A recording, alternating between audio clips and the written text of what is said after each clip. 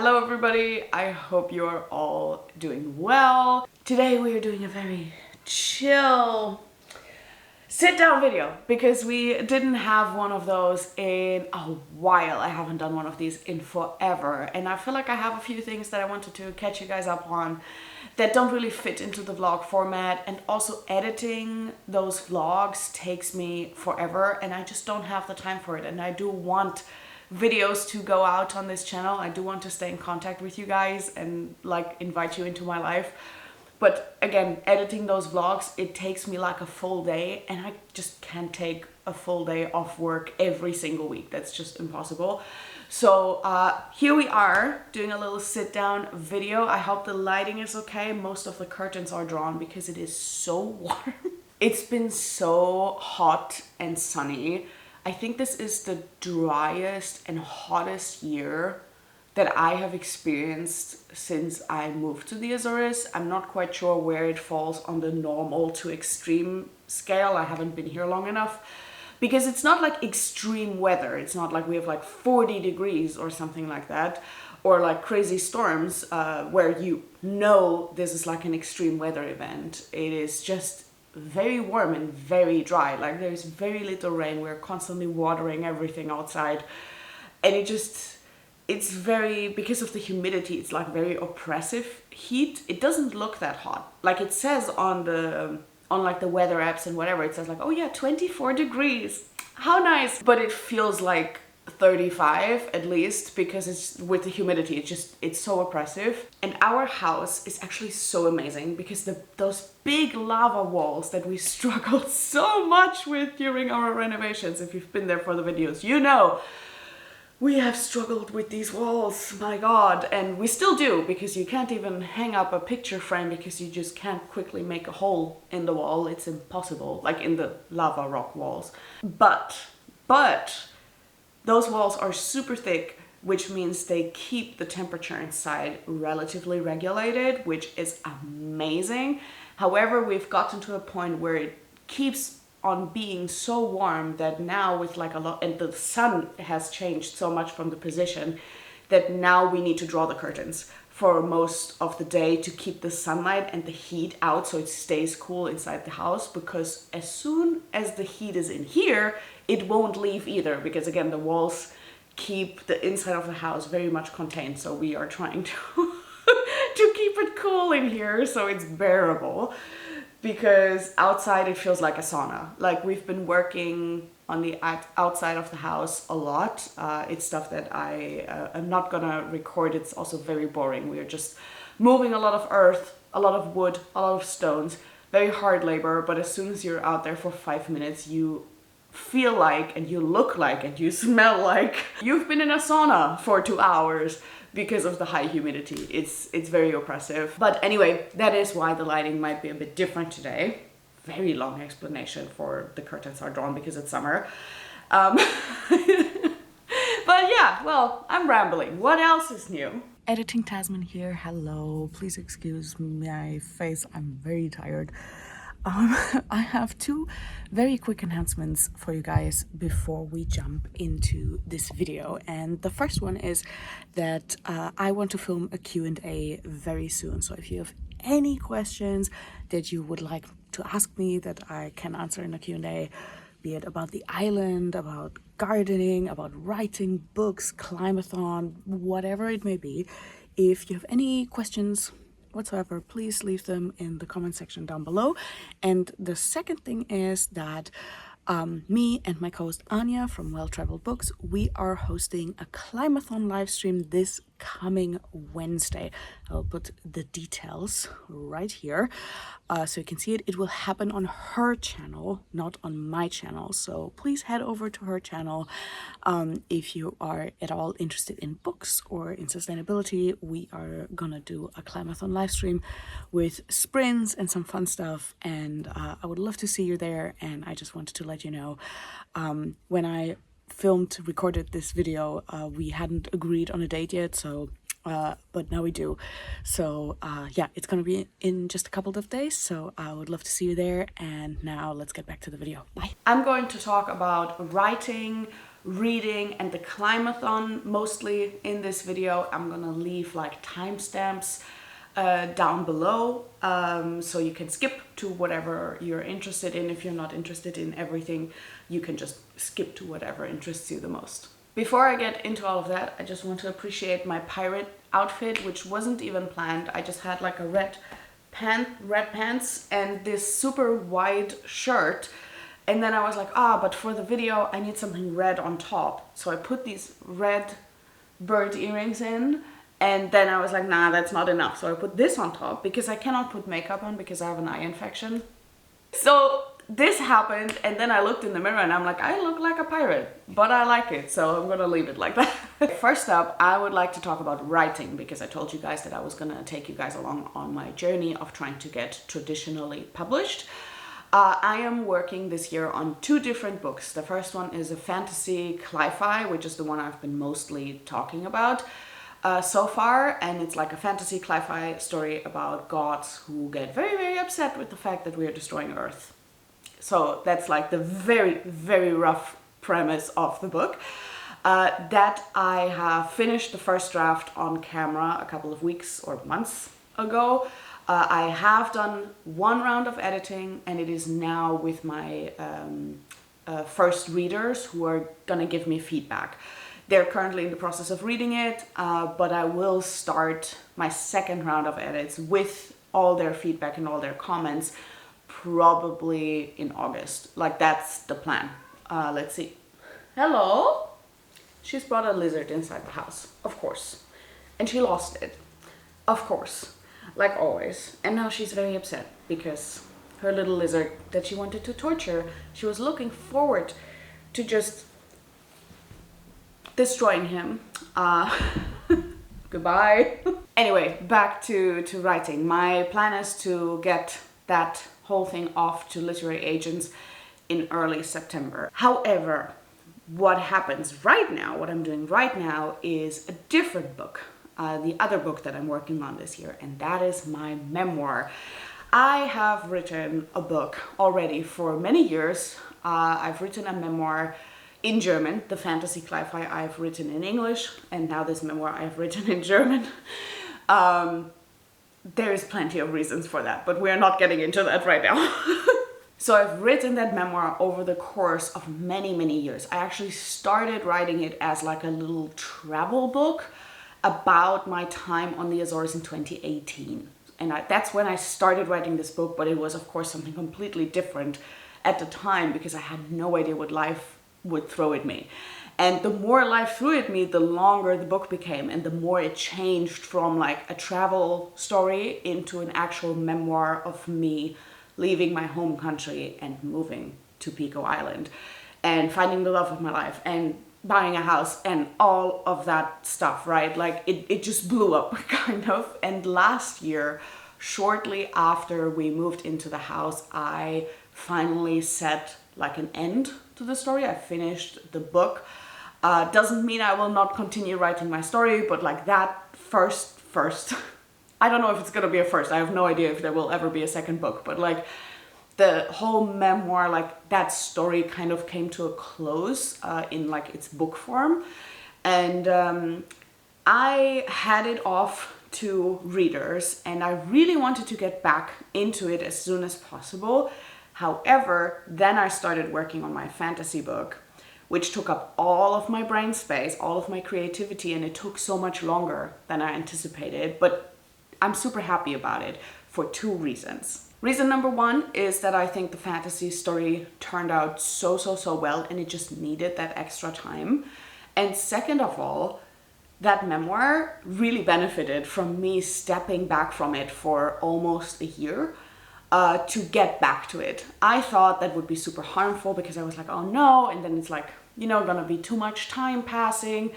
But it was actually really good because now I'm not as attached to the text anymore and I can delete whole chapters, and I did.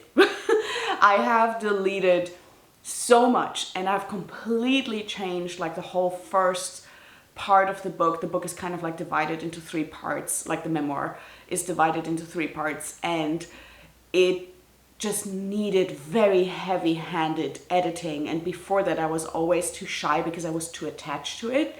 Because it's, of course, my own story, so of course I'm going to be emotionally attached, but you cannot be too emotionally attached when you're writing books, because you're trying to deliver a good story that is good to read for the reader. You're not trying to write a diary. So that's kind of like the lesson that I learned in that almost year of stepping back from it. And now I'm getting back into it, and now I'm like, okay, now I know how to write this story while still staying truthful, authentic, telling pretty much the whole story, but without boring the reader to death. And still maintaining also like a certain flow in the book, that everything feels cohesive and like it belongs together. And it's not like, and then I did this, and then I did that. And like, I completely edited the first part. I sent it off to 2 of my beta readers who I knew had time and were really excited to see what I changed. And they were both like, oh my God, it's so much better than it was before. Because everybody that had read it previously told me like that the middle and end of the book is amazing, but that first part, which is the part that really matters, because that's the part you send off to agencies and publishers, right? So that really needs to hit, right? So that part just wasn't good. It didn't feel right. And now I've completely changed everything, and I deleted so much stuff. And like, it's so much better now. So that's where I'm right now with writing. I'm waiting on feedback for the fantasy book and editing my memoir. And I'm gonna be done with editing very, very soon. And I'm going to send off that whole expose and the first part of the book to literary agents within this month, which I'm so excited about because it's been such a long time coming. Again, I've been working on this book for so many years, but at the same time, I'm also so nervous. I've been trying to get a literary agent and trying to get published for so many years. I think for, well, not exactly 10 years, but almost 10 years. I've been trying so much with so many different manuscripts. And I know that even if it doesn't work out, I can still go via self-publishing, but I would really like to get traditionally published. That's really my goal. And it was also my goal for this year that by the end of the year, I would have an agent or an agency in terms of books and writing. That has been my goal. And that's what I really want, because that's what I want in life. I want to write books. That's my big, big, big life goal. I want that to be my main stream of income. I want this to be the purpose of my life, because I know and I can feel it when I'm writing this memoir or when I wrote that fantasy book. This is what I was put on earth to do, is to write stories, to write books, to tell stories to people. That's my purpose in life. So I really want this to work out. Again, I can still go via self-publishing, and I can even translate it into English by myself as well. So it's not like this book is never going to be published. I just would love for it to be traditionally published, also because of the quality of the book. I want there to be pictures and a map in it and all of these things. And I wanted to give it into professional hands that will make the best out of the book that it can possibly be. I would like to see it in big bookstores, like in normal chain bookstores one day. And also I want to be more environmentally conscious about it. God, I really hope that this dream of mine is coming true within like the next couple of months, that I finally find a literary agent and a publisher for my stories. That would be the biggest dream. But for that to happen, I need to edit the house down and get this stuff done and get it to the best shape it possibly can be. And I think we're on the right track. Okay, that was a lot of talking about writing. Let's get into reading. Before I talk about the Climathon specifically, I wanted to say something about reading in general, because I just had the biggest reading slump of my entire life. I have not properly read books in 3 months. I have barely even touched my books or looked at my books. I didn't buy any ebooks or anything. I've been completely away from the reading space for the last 3 months, which is really funny because the first 3-4 months of the year, I have been reading as fast as I did like 5 years ago when I read like 100 books a year back in university. I was reading like crazy. I was reading one book after another. I was like, oh my God, oh my God, oh my God. And then from one day to the next, I just stopped. And I was in the biggest reading slump I ever had in my life. However, I'm finally getting out of it. And I'm very excited about it because while I did already hit my reading goal because I was reading like crazy in the beginning of the year, I haven't really found a lot of favorites, I would say. Like, it's not like I've read bad books, but none of the books are like, oh yeah, that's gonna be like a new favorite. There have been some good books and a lot of mediocre, middle of the way, you're good, but like, I'm not gonna think about you forever type of book in there. So I really want that to change. And I also haven't really read much from my TBR that I set for myself. I haven't really, like, I have read a lot for the Climathon in the beginning of the year, but I'm so far away from completing all of the challenges. But I'm gonna get into that in just a moment. So what is happening right now is that I'm slowly crawling my way out of the reading slump. I've just finished a book called Out There, which unfortunately is only available in German. I would love for this to be translated because I think it is a super interesting book.